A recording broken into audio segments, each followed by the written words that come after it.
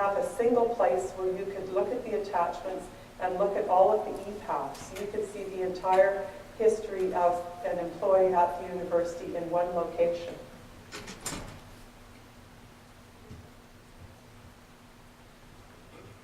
So this part of the project actually happened last summer, and I think it was done in about 6 or 7 weeks. It was very fast, and we're really happy. And we now have a single place to store all of our attachments and all of our ePaths for our employees.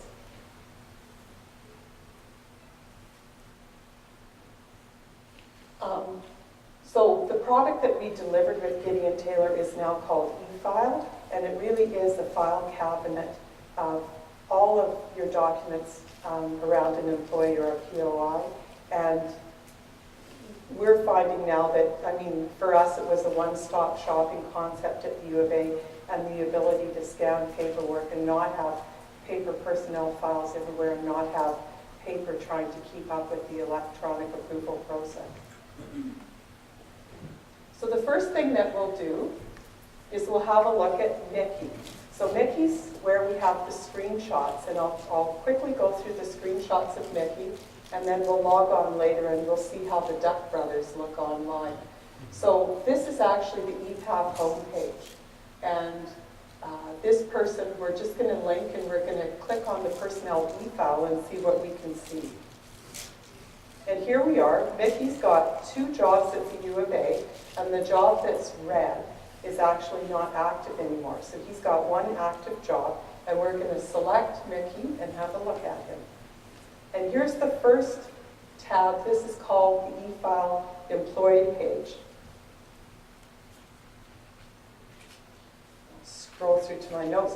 This is the summary page that basically contains all of the different e-files that have been processed for someone, a history of all the comments that have been made about their hiring process, and all of their attachments. And if you look at the page, everything that happens with the ePath process, you've always got a history of what happened. You always know the user ID that entered the transaction, and there's always a date and time stamp. So you'll see that all through the screenshots, and this is what's really helped us with our internal controls.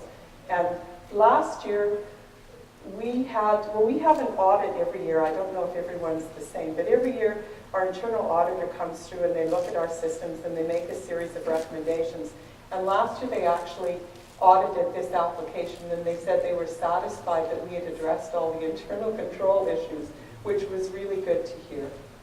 And their only recommendation is that we get more and more processes and more and more forms onto a similar process. So anyway, overall they were very pleased with it.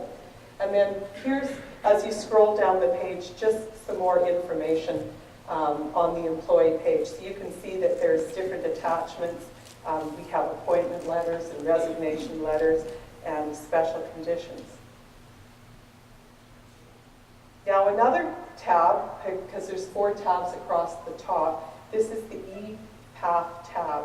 And here on the top of the tab, there's actually some links where you can go back. For us, it's from finance to HR to look at the employee's information. Now, all of this is secured by departmental security. So people are only going to be able to see departments in their own department tree, and they're only going to be able to link back to information that they would be able to see if they signed on to another PeopleSoft page. So that's the ePath tab. And now we've got the comments tab. And what's interesting here is we're able to attach comments to different levels. So we can attach comments to either the employee, or we can attach it to a particular ePath or a particular form, or we can attach comments to the attachments that are attached to the employee. And then here are the attachments. So Mickey had a lot of activity, so it would have been interesting to demonstrate or show him live. But he's got different attachments. Some are attached at the job level, and some are attached at the ePath level. So it means as a person goes through a higher process, as you approve, because I'm an approver in the process because I'm a department head, I can add particular attachments.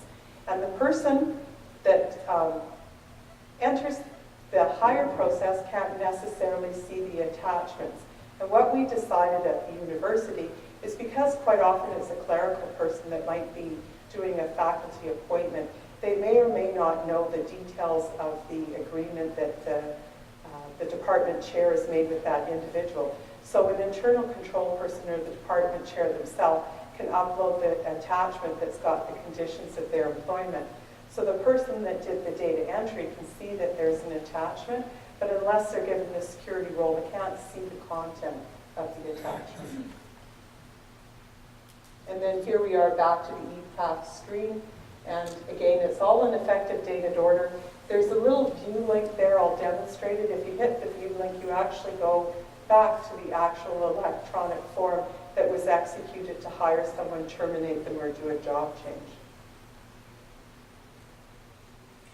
So what we found is that we've eliminated a lot of redundancy. I mean, people are finding, because the appointment process or the termination process is so fast, that they're not keeping as much duplicate information in their department. They're just doing it directly on PeopleSoft. The tracking capability is better. You know, I'm sure we're all the same in our universities. We have employees that change jobs, particularly our students, and they go from job to job, department to department. And this way, we can actually track and see where they are, see their employment record. And this is particularly helpful for our HR department. In an individual unit, if I hire a student, I'll only see the information about that job with me, whereas HR will be able to see their whole employment record, and they won't have to go to the 3 different departments that each might have a paper copy of a different form. And so again, just improved access to information, less paper is used. And then here's just a little bit of information about the security, who can see what. So the personnel contact for the attachments, they can see the comments, but they can't see the attachments. An internal control and 1-over-1 in the department, both of them can add attachments, and then HR can add comments and attachments to everyone. And HR can also delete attachments. If attachments that were inappropriate were posted, I mean, HR kind of scans to see what's been attached and can delete it. And that's a real quick overview of what we did. Are there any questions now?